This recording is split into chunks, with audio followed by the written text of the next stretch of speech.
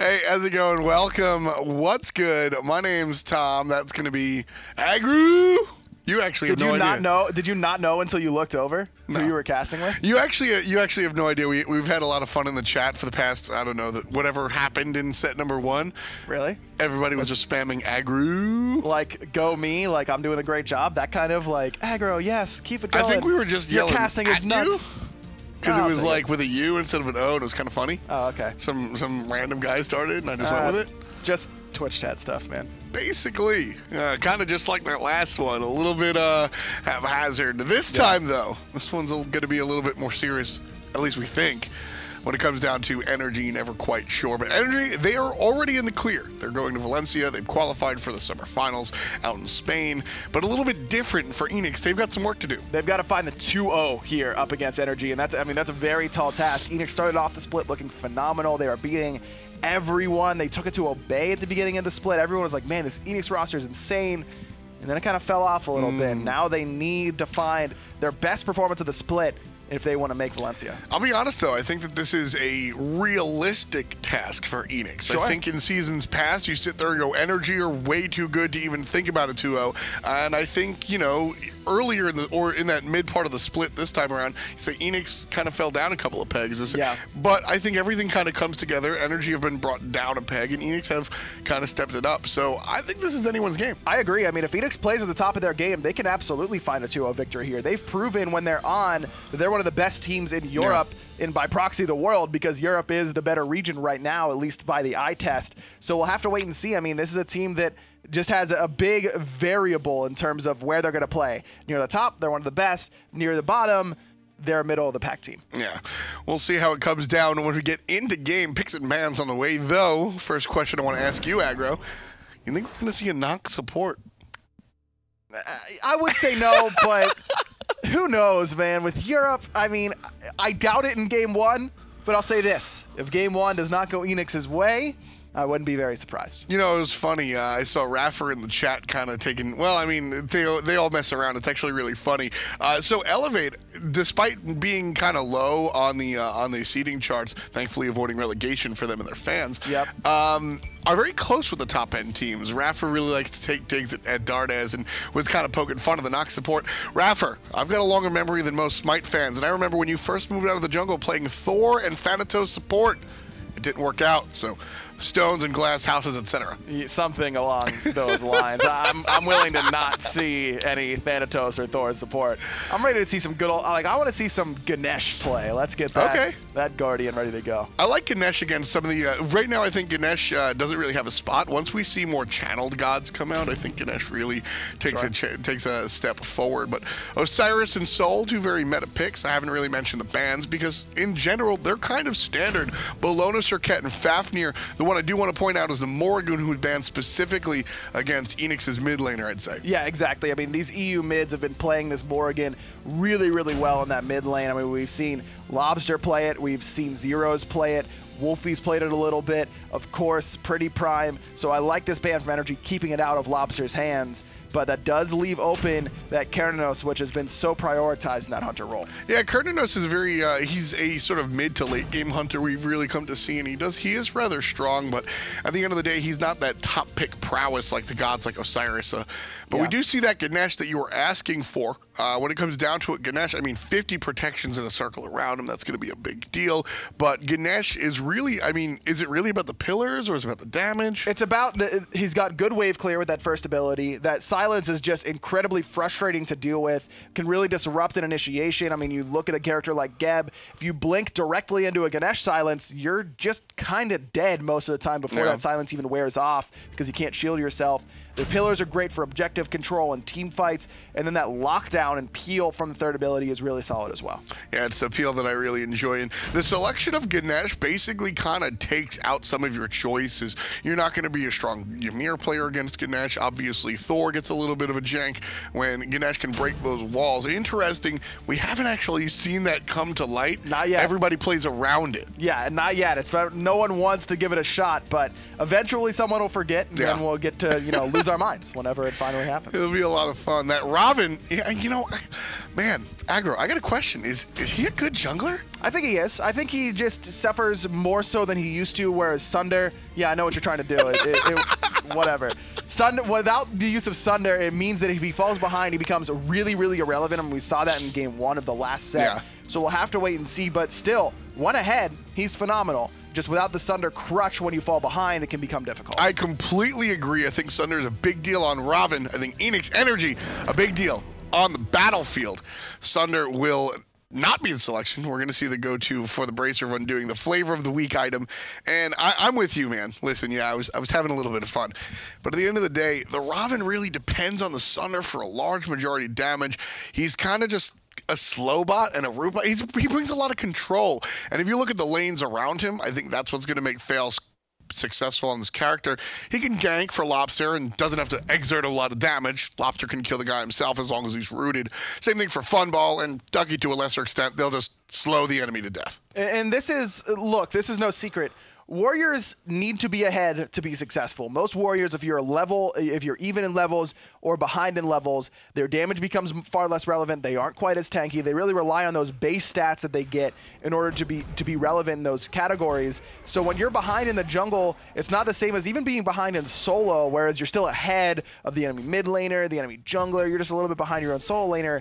Not that big of a deal. In the jungle, if you fall behind, you're not really bringing a whole lot to the team. That's a really good point there as we see NRG go for the little gremlins, and Eanix are actually going to contest it over here with Ducky making the rotation from the right lane, adapting, dashing away, and the big guy will go the way of Eanix. 2 little ones going to NRG. And basically the point I want to drive home is Oracles are really being contested over. Nice shot from the Ricochet, but intercepted by Funball. One goes to red team. The other goes to blue, but iRaffer's in a lot of trouble here, forcing that Bracer of Undoing early on.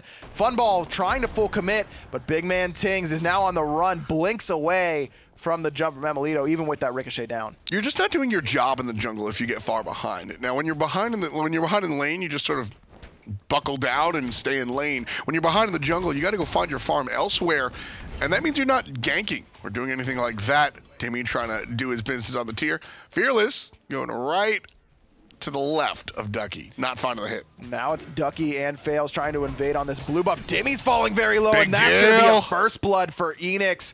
Already had used that Fearless, so nowhere to go for NRG solo laner. Yeah, nice heads-up play by Eanix, understanding just how effective tier is. Fighting against tier is like fighting against a Freya. Now go with me. It's all about when the cooldowns are up, he's very, very scary and can end your life in one combo.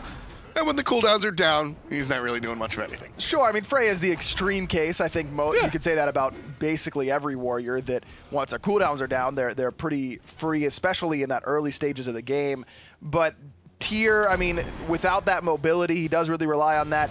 As long as there's no targets around for him to heal off of, that's whenever you know that you've got a tier dead to rights, is when he's used his Fearless, doesn't have the change stance, and there's no minions for him to heal off of, then you know that you can really play aggressive pretty safely. Just all in into Dimi on his, what once, could we call this his signature tier? I don't know. Absolutely, yeah. I mean, this was definitely a character that Dimi has gone very, very hard on, but kind of walked away from for a while. I mean, so did every solo laner. The prominence of Death's Toll and these cleave auto attack characters in that solo lane has been a big reason why we haven't seen a lot of tier. I think this character is still a little bit undervalued, but there was a lot of outcry whenever change stance was available at level 1 about how this character was insane and the best warrior in the game and all this kind of stuff. His level 1 clear was too good, and we've kind of seen over time that's been proven after the heal was nerfed. That's been the real difference maker. No heal there. Faeles gets number 2 for Eanix.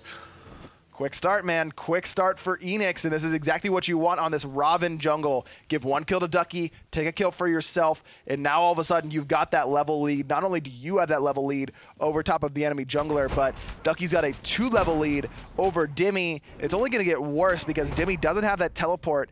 He already had to use it after the first blood, and Ducky's going to get another wave underneath Dimi's tower. Now, Dimi's been here before. I mean, he's been bodied time and time again in the solo lane. He takes these losing matchups. He just kind of holds that and plays for the later stages. But at some point, got to be a little worried about just how far behind he's falling. When we talk about Dimi, we always mention how he's not afraid to play into the losing matchups. Ducky versus Dimi on these two characters, is this a losing matchup for Tier? It is tough if you fall behind, because Tier, usually the flow chart goes in the early game, the auto attack characters are a little bit better, and then the ability based warriors start to be a little bit more potent. And yet he still has control of this lane. You see him pushing up. Now he knows he has adapting in the wings, but he has the audacity to go ahead and make that sort of wave clear. I mean, that's what ability-based warriors do. They're able to clear the wave without a whole lot of fear from a safer distance usually, or they'll be able to full clear pretty quickly. Eanix trying to get the invade into NRG's jungle. Nice toss out from Ducky, landing 2. Landing, Nanding, either way. Cheeky Nando's coming out from the guys on Eanix, looking for the speed buff in NRG's own jungle.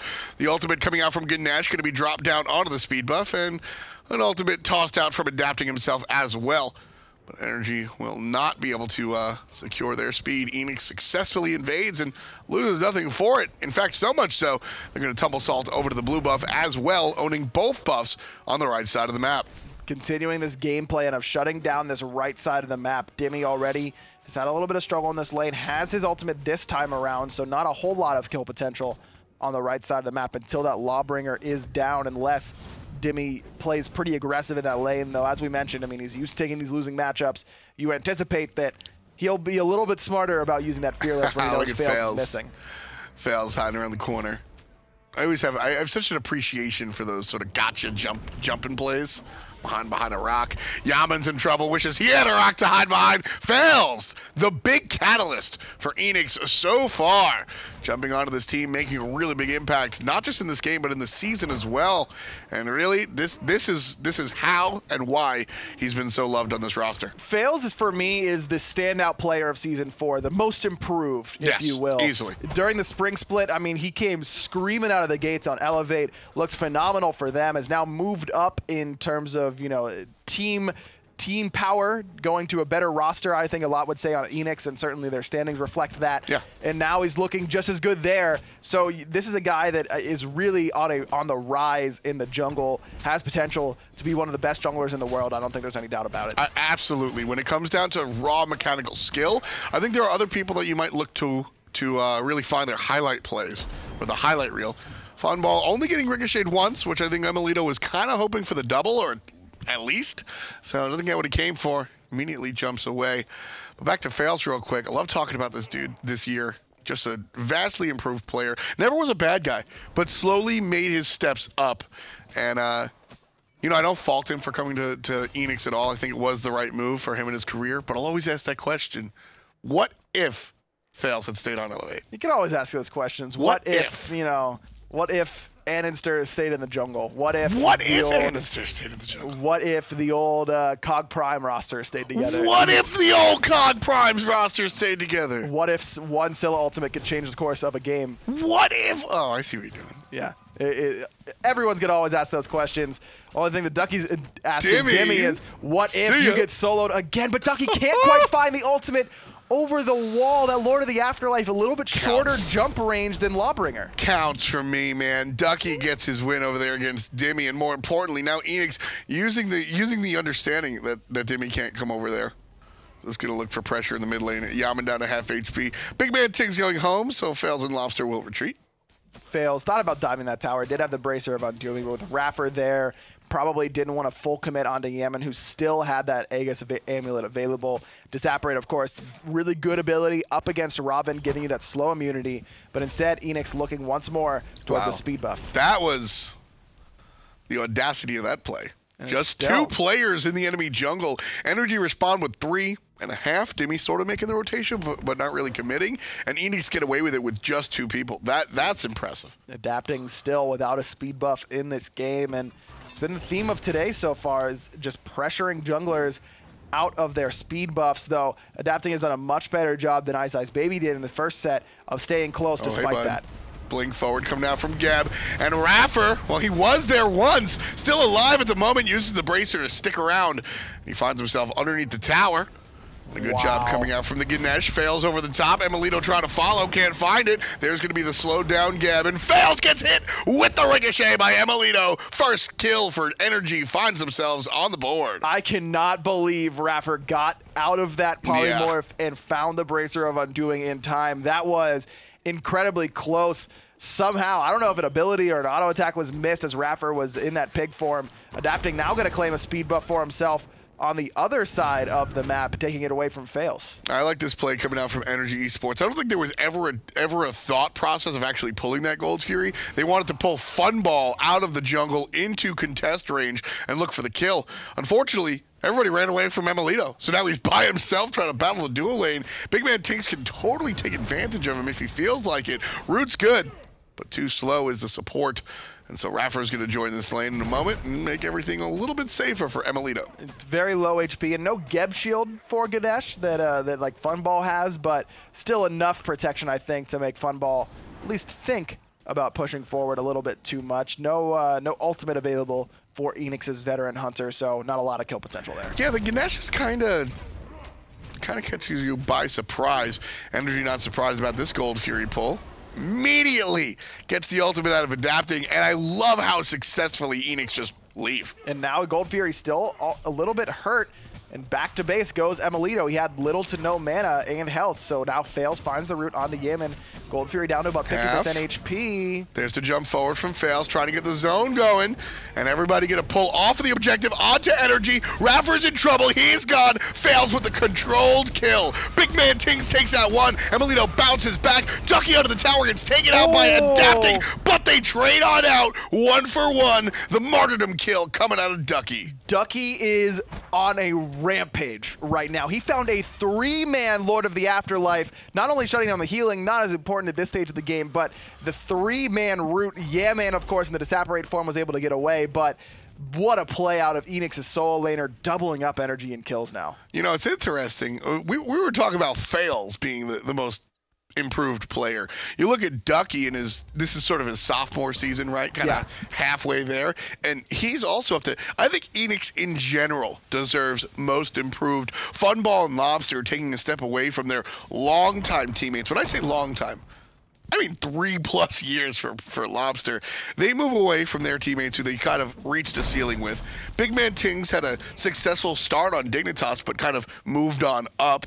Faeles and Ducky doing the same thing. Everybody on this roster, Ryan, seems to have kind of come together and elevated themselves as a unit. I agree with you. I mean, Ducky, I think the reason that I say Faeles stood out to me very, very highly is just because when I watched Ducky play in Season 3 and he had those great performances in solo, exactly, I'm like, this guy, he's going to do things in the future. Faeles, in that Challenger Cup, you know, I didn't get a chance to see him a whole lot, but when I did, I was like, yeah, this guy's pretty good. You know, we'll see what he can do. I didn't expect there to be this much improvement this quickly. And I can really say the same about BigManTingz. Was just kind of there as a support. Not in a bad way. He was doing his job, but not making highlight reel plays. Certainly not the case anymore. This guy is a premier support in the SPL. Always in the right spot, it seems like. BigManTingz really reminds me of a Polar Bear Mike type player. Now, perhaps less of that coach aspect or mentality, but just he has the natural instincts of a support player. He does meme a little bit on Twitter. You're the absolute worst. You just got baited so hard. I was like giving Tom this like nod, like, yeah, your point is so good right now. I'm totally with you. I'm so mad at you right now. Oh, I feel like rival in set 1. Really? Was that necessary? Just jebaited 100% of the time. It was pretty bad, but NRG doing a much better job. What's the difference? NRG doing a little bit of better job. That was the meanest thing you've ever said to me. I'm sorry. I'll buy Rival doing a better job here of maintaining control. Yeah. NRG doing a better job of maintaining control. Man, I went to meme you and you got it wrong. Well, so I got it wrong. Either way, they're looking pretty good here. Adapting has been able to stay close to Faeles despite the constant invades. Dimi, I'll see you later. Nice follow-up. Oh, my goodness. Now, you can't call that a read because it takes tier 27 years to actually execute the Lawbringer, so everybody saw him go over the wall. But it's just fun to watch, just double jump. And I don't even think Faeles was necessary there. Ducky was going to find that kill, and you can kind of see why Tier is beginning to struggle a little bit, why we haven't seen him as of late. I actually disagree. I think this is just this match specifically. Emilitoo taking him out! Funball! Oh, man. Emilitoo nails him with the double ricochet. No one was expecting that one. The Hunter duel gets cut short, and Emilitoo serving up matinee tickets. I think Funball was dead anyways, but getting it with the triple bounce, that's gotta hurt there for Funball.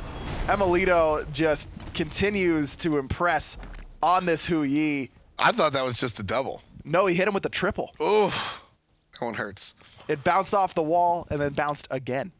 That one, a little bit tasty. This one, well, BigManTingz, he's on the menu next. Low and gone. Emilitoo takes out the Hunter, waits a beat, and then takes out the support. Gold's Fury seems to be the target, but right side, Funball shows his face on the right side. NRG gonna commit to the left pretty hard. What is Funball doing here? Use the portal. The portal demon was secured by Eanix when Emilitoo was fighting that solo kill on the left, so Funball gonna use that to get 500 gold for his team with help of Ducky on that right-hand side. I understand how he got there. Okay. Why is Funball there? So we can get the tier 1. Ducky couldn't have gotten it by himself. 500 gold. Funball just trying to raise that structure damage Plus, number. let's be real. Do you want to go back to your lane after you got triple bounced? You know what? Do you want to show your face over there? You know what? Now that you put it that way, I think that is the actual reason Funball didn't go back to lane. Hey guys, is there literally anything I can do anywhere but left lane? I think that's actually how that went down. Actually, you know what? I want to give a shout-out to Eanix, because we all have a lot of fun watching the SPL games, but it's also really fun watching the players and the teams outside of the lines. And Eanix, as a unit, have been putting out these videos where they watch their VODs back and kind of, if you know these guys, you know they're going to have fun at each other's expense. And watching Funball just like, yeah, I was out of position, but I look cool doing it. Like, that's the type of thing he's going to say. All the time. I'm eager to see Eanix watch this one back and see what he says there. I don't think he's going to have a whole lot to say, to be honest with you. Maybe a little bit of, lucky, something like that. That'll be something I can't say on the broadcast. Yeah, exactly. Exactly. That's what I'm expecting. But right now, 16 minutes in, NRG trailing here, which might be surprising to some by about 3,000. But Eanix and NRG both playing a good game here. Eanix obviously in control of this one, but ever so slightly, I'd say. NRG has been able to bite back. Emilitoo's had some fine plays. A 4-0-0 for the long lane Hunter so far. I mean, that's definitely NRG's hope right now, is Emilitoo coming out of that duo lane, who has gone for Swiftwing yet again in that Hunter role, just trying to make his rotations fruitful, being able to back to base and run to that solo lane as quickly as possible for portal demon engagement. There's plenty that you can use a Swiftwing for. I don't know if a lot of hunters would be okay with investing 800 of their hard-earned gold into this item that doesn't give you any power or attack speed, but clearly Emilitoo is a fan. I mean, it makes you a little bit, I don't want to say tanky, but it gives you some HP, right? And, and helps you out in that regard. And some additional movement speed as well, which is always helpful. And movement speed is always nice. You know, it comes down to Smite is a game where you got to hit your stuff, and the faster you go, the harder it is to hit, and it's brutally minimizing things, but at the end of the day, I mean, it's valuable, right? Yeah, always. Anytime you get extra speed, it's always, I mean, there's a reason that speed buffs are make junglers froth at the mouth. There's a reason that items like Winged Blade are always going to have a place in the meta just because of the HP and extra movement speed it gives you. Lawbster does have the ultimate to confirm this Gold Fury if Eanix decide to stick to it, and I say if, because I don't think they will. Looking more for the engagement as Lawbster cancels out that ult, but one more time starts it up, and Gold Fury already down half HP right. I think this is much more of a chance for Eanix to stick to it. Ultimate coming out from Lawbster confirms it.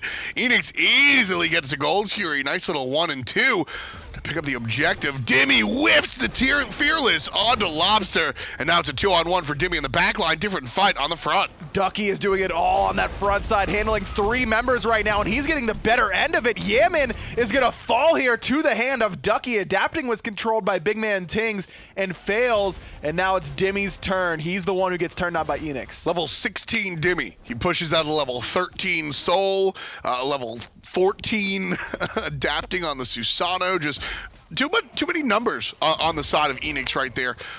Ducky just doing his job very, very well. I mean, the only way Ducky dies there is if emilitoo starts to throw the shots onto him, and he pops the thorns to make sure that emilitoo doesn't want to throw the shots onto him.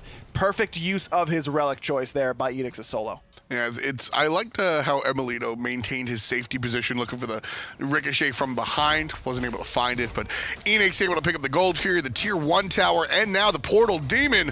NRG will bite back by way of a Tier 1 tower on the left-hand side. Faeles in trouble a little bit. Half HP by Dimi. Portal confirmed by Eanix. Pulled forward and pushed backwards. This is going to be Faeles. Can't control himself. Being controlled by the enemy, and there's the push coming out of the left-hand side. Ultimate out of the Ganesha player, and this is going to be iRaffer's time to shine. Bracer is up, but he might just go down on Lawbster's own dime. Adapting his next, uses the Aegis for a second. Dash forward. Funball puts double digits on the board for Eanix. Great team fight there out of Eanix. It was a bait in response to iRaffer's bait. It was Faeles there trying to get that bait going, and now it's emilitoo taking this fight. Jumps over the ultimate from Ducky. Double. Finds the ricochet. Ultimate. There it is, emilitoo with another solo kill. Funball the first victim, Ducky next. And listen, I know a lot of people out there do like to say that sometimes Hou Yi ricochets are luck. And if you look at that triple bounce from Funball, you know it's totally has a nice idiom where it's, you know, luck is where opportunity and skill coincide, or something like that. Hard work meets whatever. I don't buy any of that stuff. What my point is that I think the kill against Funball was a little bit of both. Sure. As a Hou Yi player, you understand where those ricochet bounces are, and you kind of hope your opponent stands in them. That kill against Ducky, a much more impressive kill to me. Yeah, I mean, there's no guaranteed ricochet, right? But you give yourself a better chance. Better chance for Eanix to find a kill in the mid lane as Yammyn has used purification beads, but it's NRG the ones who are aggressing. Nice play. emilitoo picking up the kill. There's going to be BigManTingz on the retreat. Faeles coming from behind, looking for emilitoo. Flip kicks to get him self-save, and this is why NRG have been top dogs for so long. Nice blink, Fearless, coming out from the tier right there. Gonna be the third assist for Dimi. Eanix have been making the plays every single time, but NRG have not been caught sleeping whatsoever. No, they're always ready to take the engagement if it starts to favor them. Lawbster is a little bit too aggressive with that dash in the mid lane. Eanix never even got a chance to try and fight back. Look at how much extra damage that NRG got in that last team fight recap. Half HP. There's iRaffer with the zone. There's 25 on the Fire Giant. Suns have been dropped. Here comes the incoming. Look for the steal. Not going to happen. NRG confirmed the Fire Giant. Dimi's going to get jumped on, but will be safe. And against all odds, NRG down 4,000 or 5,000. Pick up the Fire Giant. Adapting will trade his life out for it. Not ideal, but hey, you'll take what you can get. 4 members with Fire Giant still strong and now only trailing by 3,400. So, but what can Eanix do with this opportunity? Now that adapting is down, now that all of NRG has to back, a tier 1 tower would be nice, but it's going to be tough to finish this one with only 3 members here. emilitoo in trouble on the back line, gets in the air before he gets jumped on. Ducky going to be pushed forward by Dimi onto the tower. Here comes the wave of minions if Eanix want to commit, but the turnaround from NRG looking strong. Dimi 10% HP or lower could fall here, Ryan. Absolutely does. Lawbster gets a dozen. iRaffer with a big bracer of undoing. It's a big chunk of health back. And now the push is on from NRG. emilitoo jumps forward. Nice 180 stun from Lawbster, but Ducky may have been left all by himself, likely to fall, and Yammyn finds him. BigManTingz thought about going in right there, realized his compatriots were relatively low. I love the split up here. 3 carries go to the right. The tank goes to the left, hoping NRG's going to chase the tank. Doesn't. Lawbster still in trouble. Puts the window down. Not going to get the jump. Gets the dash. emilitoo gets the kill. Here comes Faeles. NRG still on the chase. And Faeles looks like he's going to fall. Couple of shots from emilitoo will do it. But the tower is fighting back. iRaffer trying to tank that up, but adapting has arrived. The Suns come down and slow fails for the moment. Hungry. He's locked in that pit. emilitoo finds his 8th out of NRG's 11 kills on the reigning world's MVP hunter. Yeah, I mean this is the reason. For a long time, I think NRG when NRG first came around, it was the adapting show, and then I think the rest of the team, whether they always were there or they caught up, everybody else started getting the spotlight. And then as of late, I'd say the past year and a half or so, emilitoo has just been the guy all the time. I agree with you. If I'm looking at NRG now and I'm looking at who I'm probably most scared to face, I think emilitoo would be on top of that list. And of course, that's no disrespect to anyone else on this roster, because any given day, any of these dudes can carry a game all by themselves. Oh, get it, Funball. Get the cheeky steal, Funball. He absolutely does. Eanix gets the Gold Fury. Funball does two things. He presses W and he presses left click, gets the Gold Fury nice and easy. And you may be asking yourself, why does NRG drop that? It's a 2v1, but even if they hold on to that Gold Fury, Funball steals it anyways because of the Wild Hunt ultimate. Would have prevented Dimi and Adapting from autoing or using any abilities on it. Adapting's purification beads were down. Dimi, of course, does not have any purification beads. So Eanix get that Gold Fury regardless, thanks to some fortunate timing from Funball. Funball is just laughing. 100% in comms. There's no way he's not. And the Gold Fury actually a very important one. That would have tied the game for NRG. Instead, Eanix go ahead and snatch it away. Portal Demon about half HP, leashed out by NRG. Don't want to get that one stolen, but they'll pick it up one more time. Eanix now all completely here in this little hut. Lawbster playing safe on the left-hand side. Nice stun onto Ducky, and here comes the flip from Dimi, pushing the enemy onto the back line. Faeles takes out the mid laner. It's a 4-on-5. Yammyn just got deleted between that CC combination, but Funball is answered back onto. Adapting is looking for it. Typhoon knocks up 2, but Ducky's the one who gets Fearless back into the clutches of NRG. Beautiful push coming out from the solo laner. Not enough damage to collapse on Ducky, however. In fact, he jumps forward, and BMT takes out emilitoo.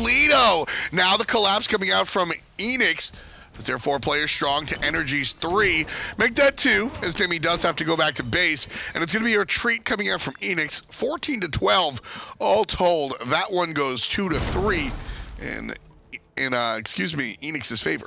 NRG's mid laner Yammyn just did not quite respect the damage coming out of Eanix's roster. Didn't have the Aegis. That came off cooldown during his respawn timer, but I believe he did have beads. That Blink Cataclysm knockup combination for BigManTingz was all in the name of setting up Faeles and Lawbster with the long-range ultimates. Yammyn could have potentially purified out of that combination. Instead, it's an immediate 5v4 in Eanix's favor. Now, NRG does a good job of fighting into that, knowing that 3 big teamfight ultimates are down, but emilitoo was just left alone. Everyone was looking at Ducky, whereas really NRG need to be focusing on keeping emilitoo alive. He's the one who's doing it all for NRG right now. Yeah, Dimi did a great job of blinking forward and grabbing a target and pushing them to NRG. But like you said, unfortunately, it was this thick, tanky Osiris that NRG put everything into and yet still couldn't kill, unfortunately. And then Ducky, looking for an escape, actually gets an accidental kill almost, jumping forward. Oh, what did I step on? Oh, there it is. Oh, I think that's emilitoo under there. Yeah. What a coincidence. So, you know, poor target selection from Dimi, but at the same time, his hands were tied with who he could actually select. Portal Demon started up one more time here. Ducky gonna get pushed? What do you call that one from iRaffer? Stunned and knocked up.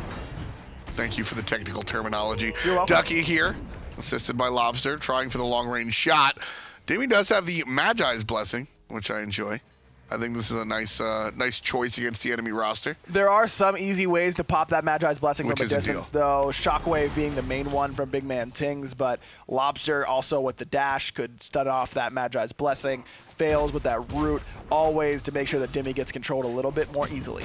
Yeah, it's I don't mind shedding the Lawbster stun. That's kind of the one I'm looking for. If anything, if Lawbster dashes and stuns me, I'm just going to turn around on him. It's that one that's a little bit problematic, but Dimi avoids it instead. Finally finds a good target at Lawbster, who dashes back to the back line, back to safety. emilitoo flanking on the left-hand side, drops a nice play Suns to separate the two teams, and that's the separation. But as soon as they're done, over the wall and over the top comes Faeles, getting the kill on the iRaffer. Dimi finds one with a Fearless, but Lawbster finds him in that very move. Faeles confirms the good part of the double kill, and Lawbster running away from Adapting, as it's a 5 alive for Eanix and only 2 left for NRG. What an ultimate out of Funball, finding that multi-man polymorph with the Wild Hunt, and Faeles with no hesitation going in. Not only finds the cleanup kill on the iRaffer, but also Yammyn all by himself. Adapting, looking for the kill on a Lawbster. He'll get it. Trades out. Does Lawbster have a Doom Orb is my question. He does. He does. But That look at that works. team fight recap. Look at how much damage Faeles did there. Multiple instances of Prana Onslaught. That's 1,200 damage. Funball hit multiple members with that Wild Hunt. And that Odysseus bow coming up pretty big. Nearly 400 damage from Funball. And again, against minions, who cares? 400 damage. That's all extra god damage. His auto attacks, you add in that Odysseus bow, that means that's about 1,700 damage out of Funballs just from auto attacks. Big stuff coming out from the guys on Eanix. And as I said, with Lawbster building that Doom Orb, at that death, that adapting trades out for is actually very good for NRG. Cutting that damage out of the Thoth guy, certainly a good look, especially as the game gets later and later and stacking becomes more and more difficult. Not because it's harder, but because simply the waves aren't there and it's unsafe to really step up. It can be difficult to find those Doom Orb stacks in the late game, but at this point, they are relevant, yes, but not the end of the world. I mean, 25 stacks on Doom Orb, you're still saying, all right, this item's worth it. If Lawbster were to take another quick death, say before those relics are available in about 45 seconds, that's when you consider selling that item, but at this stage, I don't think he's too worried about it. Yeah, exactly. It's just a trade-off. Gold Fury will go the way of Eanix one more time. Nice and easy. Just a trade-off for adapting. I think that's a totally fine move whenever the enemy has the Doom Orb. It was just very risky because if adapting falls and Lawbster does not, that's probably a fire giant for Eanix with that additional DPS there. Adapting really trusting in his own ability, and rightfully so. I mean, this man's a two-time world champion back-to-back. Definitely still, without a doubt, one of the best players in the world. I mean, you heard me. I kind of groaned when he made that play. I did not think that was the right play, but right is relative, is it not? I suppose it is. It's also a nice alliteration, which means that it's easy to remember and also useful. Isn't alliteration like bang? No, that's onomatopoeia. Oh, I don't really want one, though. Half hour in here, folks. A baker's dozen for NRG Esports. 18, however, belong to Eanix. Down 7,000 gold. The defending world champions on the back foot here. Fire Giant just confirmed by Eanix. Dimi comes in way too late.